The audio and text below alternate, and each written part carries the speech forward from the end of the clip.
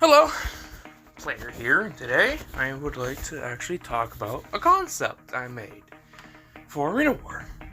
So, to celebrate the fact that, well, there's another DLC coming sometime in December, although details are obscured, but, I mean, it's December DLC, it's coming, eventually. I figured I wanted to make a concept for Arena War. Now, small context, Arena War is a great concept of DLC, but was executed poorly because everything was overpriced, and the fact that, well, since everything revolved around the game mode, you think the pay would be great, but the payout is the same as any other adversary mode, which is completely horrible. So, I figured that I just wanted to try to figure a way to fix it, which I came up with the concept that I did. Most of the issues anyway. Let's be honest, the vehicles are still going to be niche outside of Arena War. Anyways, here we go. So, first off, I would add 2 more garages. Arena B4 and B5. With full 10 car garage, not 9 cars in the Cerberus, just full 10 cars because I want to add more cars to this. But anyways, so first thing is a brand new sponsorship tier. Now, there'll be 3 different sponsorship tiers: low grade, mid grade, high grade. Now, each grade will be unlocked in your progression. Pretty sure rank 50 would be reasonable for, a high grade progression, and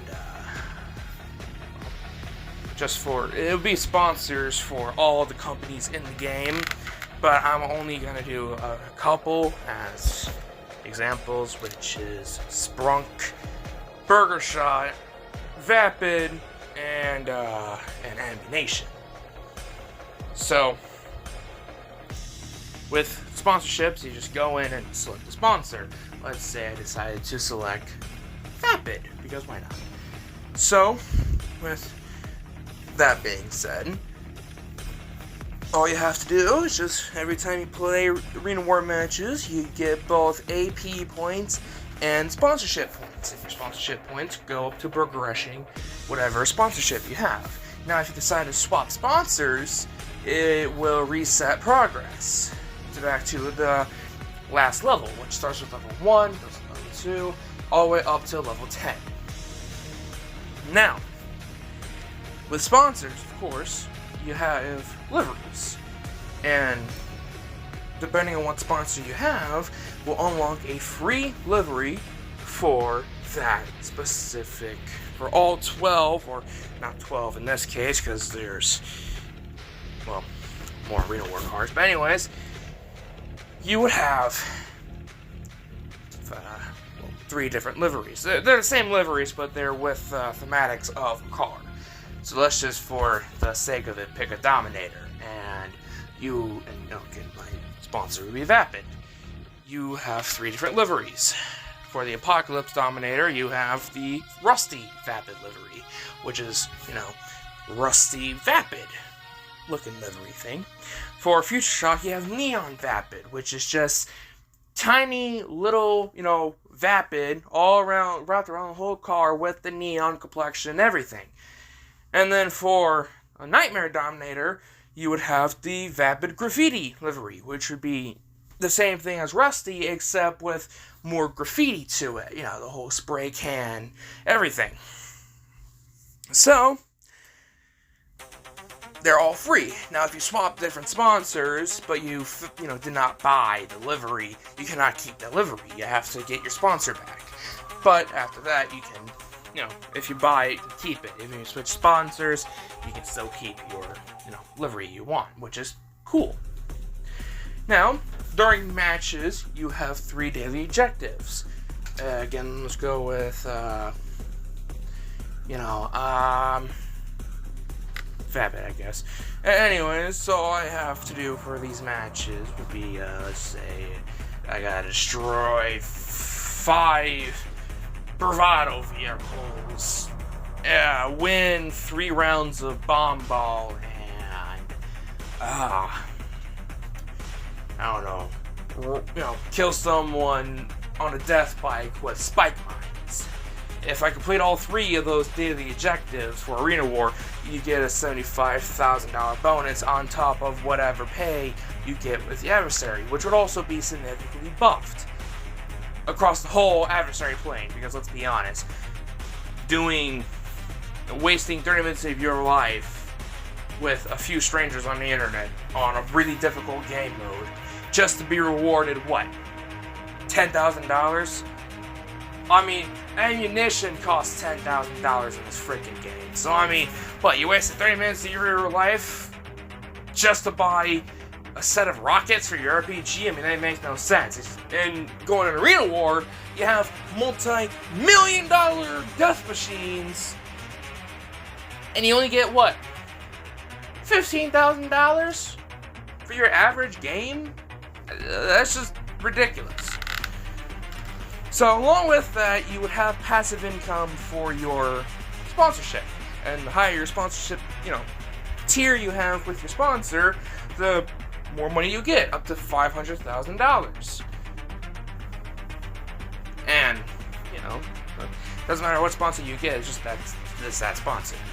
Now with that being said, you will also have, in free mode, different missions similar to nightclub missions and, MC contracts, stuff like that, which is, randomly you get a phone call from your sponsor and you gotta do a mission that is similar to, that's within their realm of stuff. So, for Sprunk, you would have to, for example, pick up a Sprunk van and deliver it to 5 different locations to drop off, soda. For Burger Shot, you would just have to take a Burger Shot wrapped mallard and fly through different locations to show off Burger Shot. For Vapid, you just have to pick up a Dominator GTT and deliver it to the docks. And then for ammunition, you would just have to bring back stolen shipments from someplace, Just small missions, payout is like $30,000, just your average missions, but they do significantly boost up your rep points for both Arena War and your sponsorship. Now, once you hit level 10, and you max out level 10, you will have the option to do what is known as the Prestige Finale. And this is where you have to do something shady for your respective sponsorship. So, this finale mission would be dependent on whichever sponsor you have. And the lower grade sponsor it is, the easier mission, but the crappier the payout. And the higher the sponsor is, the harder the mission, better the payout. So let's just say we went with, best of the best and picked, let's go with Pfister. If you do the finale for Pfister, you would just have to, say, bring back 8 stolen, Pfister vehicles dotted around the map while fighting off heavy AI. Inconvenient, but the payout would be $400,000, which is, considering you'd have, it's a free mode, you can use a Mark II and stuff, it's pretty much an easy $400,000 paycheck. And then you have a prestige sponsorship, and with that comes new perks. You would have you unlock liveries for certain vehicles outside of Arena War. Let's just say I went with a Dinka sponsor. This is a good way to unlock the, actually no, how about we do Pegassi? Let's say you prestige Pegassi and you keep that as a sponsor, you can get the locked Toreador skin where it's, the Hunter skin with the Professor Mark IIs on the side and everything. That'd be a good way to do it, right? And then after that, you also unlock permanent discounts or whatever in free mode, as long as you pick that sponsor. Stay with that sponsor. So again, let's go with Vapid. If I prestige Vapid, I would have a 50% discount on all Vapid vehicles across the board. So if you're grinding for cars like I do, having this sponsorship system and prestiging the car sponsors would be freaking a lifesaver. And if you swap to a different sponsor, as long as you have your prestige sponsor, you can always go back to it and you won't lose progression. The only thing you'd lose is your unique rewards and discounts, which you can always get back by just swapping sponsors again. And you can also keep the things you've bought. So you're not really losing out on anything. So if you really wanted to, you can actually just grind all sponsorship missions and get one heck of a payday and a lot of opportunities to get free stuff, which we like free, right? So then after that is another thing, which is the prestige livery, which it's same livery across the board, no matter what version of vehicle you got, and that's just it. Again, it'd be locked if you don't have that sponsor selected, but once you do, it'd be unlocked again. You can keep it, and it'll be unlocked forever if you keep it, whatnot. So then, after that, you also get a huge bonus in your arena rep levels, which would be nice. And then, for the fun part, you would have more vehicles. Specifically, you would have the Arena War Regina, which would be based off of Warhog from Twisted Metal Black. So, yes, it'd be another tank hybrid of a car, which would be epic. You have the Arena Patriot, which would be based off of a much more smaller version of that one monster truck from MotorStorm Pacific Rift that has, 3 different boost exhausts. Wait, pictures up here, it looks amazing. Anyways, Patriot will also be the only Arena War vehicle with a remote-controlled, something similar to the Speedo Custom with, remote-controlled minigun and whatnot.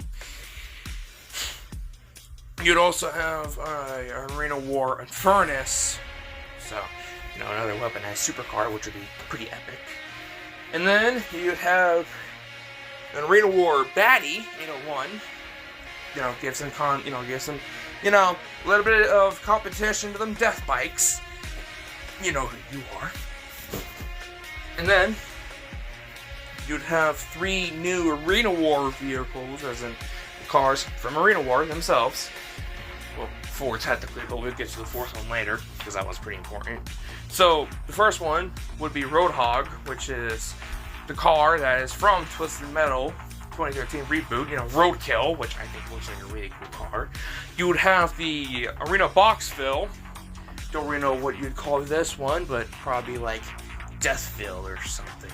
Arena War Heavy Metal which would be based off of Sweet Tooth from Twisted Metal 2013, which would be epic. And then your last one would be the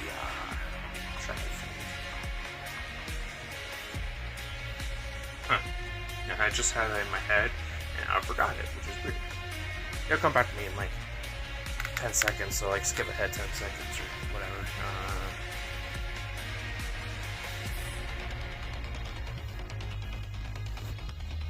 Oh!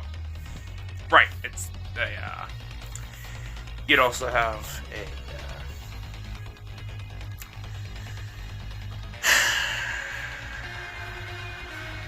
Brian's struggling. I gotta get a move on with this video. Oh, how about just the taxi cab? Just brand new taxi cab with guns on it. A Hornet or whatever. That'd be pretty sweet. Oh, and an Arena War Weevil, because having the Buzzard car from Mad Max Fury Road and freaking Arena War would be epic. So, anyways, apologies for a very, very late delay. Probably just lost a lot of viewers from that alone. But anyways, so then comes the next really fun part, which would be a brand new contact series called Arena Assistance, which you would have to do multiple missions for Arena War. And it have a storyline of, your characters helping out with the Arena War people, and boom, you just get a lot of money from it. All the missions would be pinned down below, at least the mission names and what they entail. Basically, you would have to use all arena war vehicles, which would be nice for newcomers and people who really want to use this car. Now, if you beat all missions, you would unlock a finale, which is you'd have to go to a location where you gotta stop a meeting from happening from all the people you wronged in the last few missions.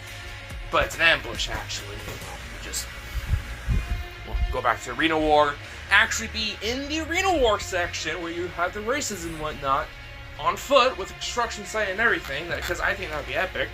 And then you'd have to chase a bunch of people into a little garage, and then you'd have the brand new vehicle, the fourth vehicle, the vehicle we'd get to later. And that, my friend, is the Juggernaut. The MCL Juggernaut. Which is the same car of the same name from Twisted Metal, which is the giant frickin' semi-truck with, let's see, guns, and more guns. And then, once you beat the finale, you would have a $3 million bonus, meaning all the money you've earned previously plus a $3 million on top of it. That'd be epic. And then, you'd have a brand new Pegasus vehicle, which is the MTL Juggernaut, which entails this. It have random colors on it, and random liveries and whatnot. Because I think all Pegasus vehicles should have randomized colors anyways. You would have... And you got two different parts of it. It's like a thrift shop at MOC, basically. You'd have the cab, which has very powerful ramming ability. Nitrous, like 50% nitrous boost to it. You would have two miniguns, attached to the side where the fender is, which would be pretty sweet.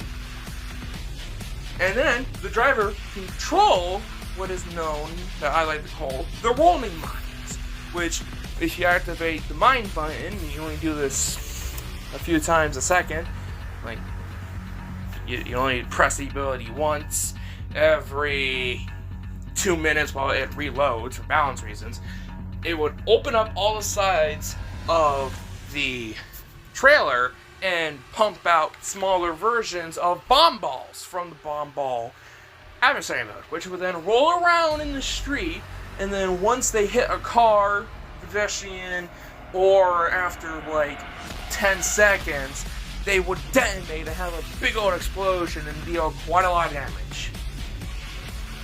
And then moving on to the trailer side, you can carry up to 3 average cars in it. You can carry more cars, or you can carry less vehicles depending on their size.